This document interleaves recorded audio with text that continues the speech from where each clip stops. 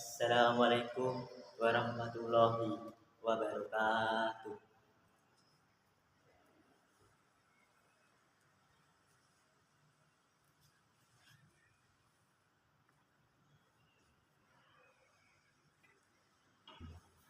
Alhamdulillahilladzi faddalana bil ilmi wal hikam. Asyhadu an la ilaha illallah wahdahu la syarikalah khaliqul an'am wa asyhadu anna sayyidana wa maulana Muhammadin Rasulullah sayyidina arabi wal ajam. Allahumma sholli ala sayyidina Muhammadin wa ala alihi wa sahbihi ajmain. Amma ba'd. Fa ya ayyuhal qadirun usidi wa iyyakum bittaqwa faqad fazzal muttaqun. Qala Allah ta'ala a'udzu billahi minasyaitonir rajim. Ya ayyuhalladzina amanu taqullaha haqqa tuqatih wa la tamutunna illa wa antum muslimun. Hadirin jamaah Jumat rahimakumullah. Pada kesempatan Jumat yang mulia ini, mari kita bersama-sama memanjatkan puji dan syukur kepada kehadirat Allah Subhanahu wa taala atas segala limpahan karunia-Nya dan nikmat-Nya untuk kita semua. Mari kita isi hidup ini dengan ketaatan dan ketakwaan yang membawa keselamatan dan kebahagiaan bagi kita untuk kehidupan di dunia ini. Semoga kita semua mendapatkan keselamatan kebahagiaan di akhirat nanti. Amin ya rabbal alamin. Hadirin rahimakumullah. Hari ini kita semua sudah masuk pada era digital, di mana teknologi informasi dan komunikasi semakin canggih dan memberikan kesempatan yang terbuka bagi kita untuk mengakses dengan super cepat berbagai informasi di internet dan media sosial. Masing-masing orang di dunia maya sudah semakin bebas dan semakin sulit untuk dibatasi.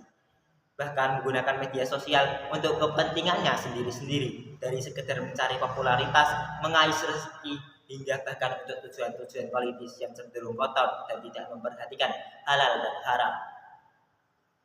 Sangat memprihatinkan bagi kita karena ternyata media yang ada di genggaman kita kerap digunakan untuk berbagai hal yang tidak produktif, bahkan sangat berpotensi untuk merusak tatanan kehidupan. Tidak bisa kita pungkiri, kaum muslim yang mayoritas di negeri ini tentu menjadi bagian yang tidak terpisahkan dari citra negatif ini. Dengan berbagai dalih, kita masih suka menjelek-jelekkan saudara sendiri, mencela dan menganggap remeh orang yang berbeda pemahaman. Kita masih suka melontarkan sebutan atau ujaran yang tidak sepantasnya disampaikan kepada sesama muslim. Sering sekali karena perbedaan warna politik, satu kelompok mencibir kelompok yang lain dengan sebutan yang tidak pantas untuk diucapkan. Sebutan ahli bid'ah, ahli neraka, fasik, dan kaum munafik sering kita jumpai di perbincangan umum, termasuk mimbar-mimbar pengajian dan lebih banyak lagi. Hadirin rahimakumullah. Ada satu hal yang perlu diwaspadai oleh kita kaum muslimin ahlu sunnah wal jamaah tentang doktrin yang diajarkan oleh sekelompok ekstremis. Doktrin yang dimaksud adalah al-wala wal bara. Doktrin ini dianggap memberikan sumbangan terbesar pada lahirnya kebencian dan permusuhan. Pada awalnya, doktrin ini diperkenalkan oleh kelompok Imam Ibnu Taimiyah untuk menjelaskan kedudukan kaum muslimin di hadapan orang-orang kafir. Al-wala yang berarti kecintaan dan pelindungan mengharuskan seseorang muslim hanya mencintai dan melindungi sesama muslim saja, menjauhi pergaulan dengan orang-orang kafir. Sedangkan al-bara yang berarti berlepas diri mengharuskan dan melepaskan diri dari seorang muslim yang menolak doktrin al-wala, yakni masih mau bergaul dan bersahabat dengan orang-orang kafir.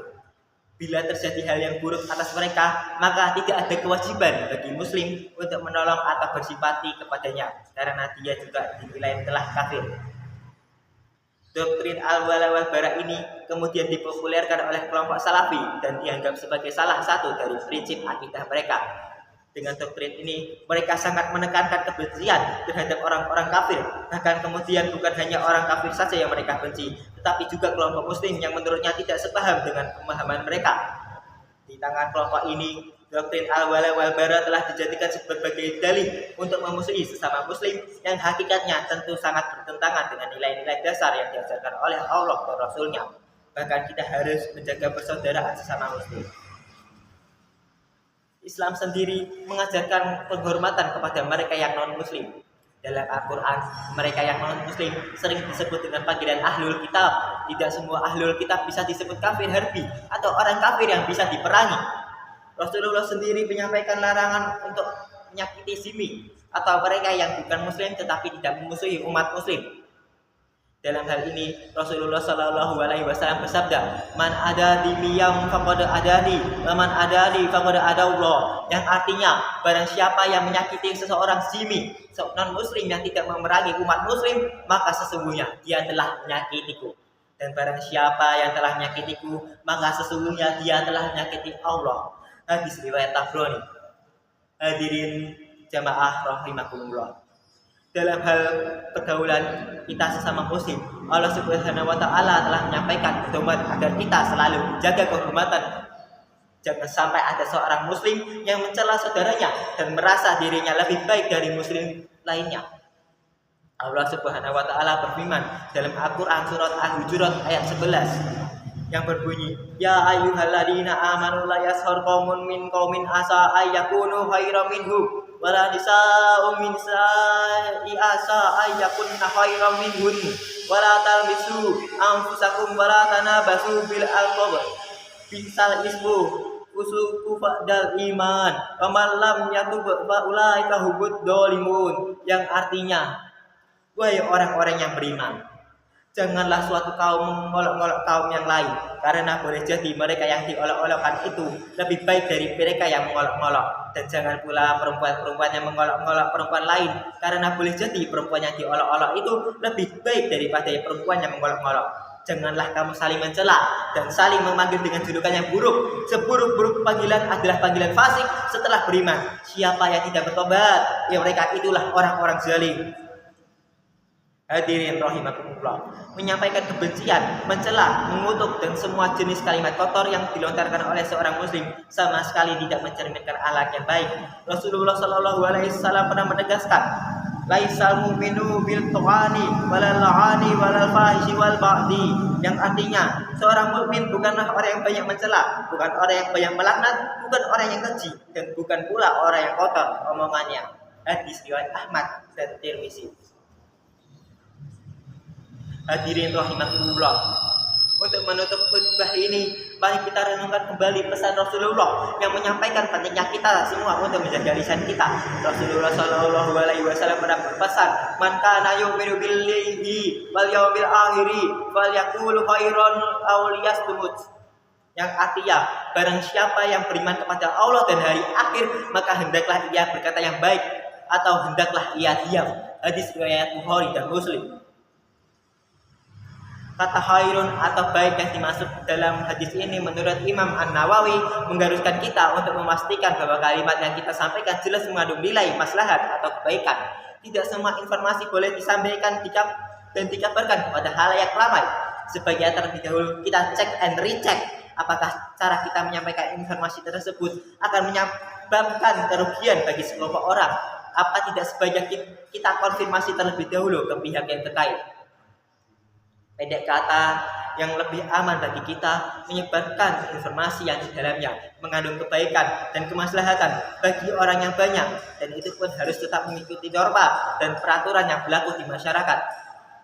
Hadirin rahimakumullah, demikian khutbah ini semoga memberikan kesadaran dan kepada kita akan pentingnya menjaga akhlak dan etika, termasuk etika dalam bermedsos dan bergaul di dunia maya. Tidak pantas lagi bagi kita untuk menyampaikan ujaran kebencian dan kalimat-kalimat kotor lain, walaupun itu hanya sebatas di media sosial, karena pada hakikatnya semua yang kita lakukan akan dimintai pertanggungjawabannya di hadapan Allah Subhanahu wa taala. Mari kita isi media sosial kita dengan sesuatu yang positif dan membawa kemaslahatan bagi banyak orang. Semoga Allah selalu melindungi kita dan memberkahi hidup kita dengan limpahan karunia-Nya. Amin ya rabbal alamin.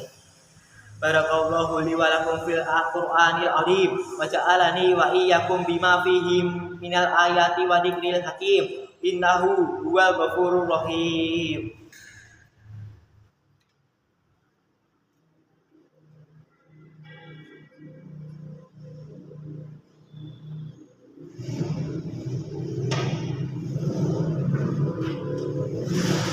Alhamdulillahilladzi bi ni'matihi tatimul sholihat wa bi fadlihi tanazzalul khairatu wa barakat.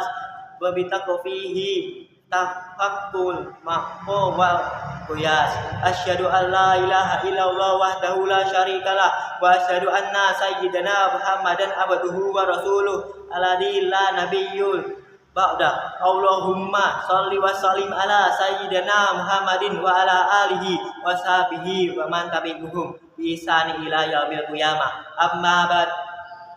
Faya ayuhan nas usikum wa nafsi bi taqwallahi faqad fazal muttaqun. Faqala Allah ta'ala innallaha wa malaikatahu yusholluna 'alan nabi ya ayyuhalladzina amanu shollu 'alaihi wa sallimu taslima. Allahumma sholli ala sayyidina Muhammadin wa ala alihi sayyidina Muhammad. Allahumma firli lil muslimina wal muslimat wal mu'minina wal mu'minat al ahyati minhum wal amwas innaka samiul qaribul mujibud da'wah. Rabbana arinal haqqa haqqan warzuqna ittiba'ah wa arinal batila batilan warzuqna tinaba. Rabbana atina fid dunya hasanah wa fil akhirati hasanah wa qina adzabannar. Walhamdulillahi rabbil alamin. Ibadallah innallaha ya'muru bil adli wal ihsan wa ita'i dzil qurba wal yanha 'anil fahsya'i wal munkar wal baghi ya'idukum la'allakum tadhakkarun. Fadhkurullahal azim yadhkurukum wa ashkurukum ala nikmatihi yarzuqukum wa la dzikrullahi akbar.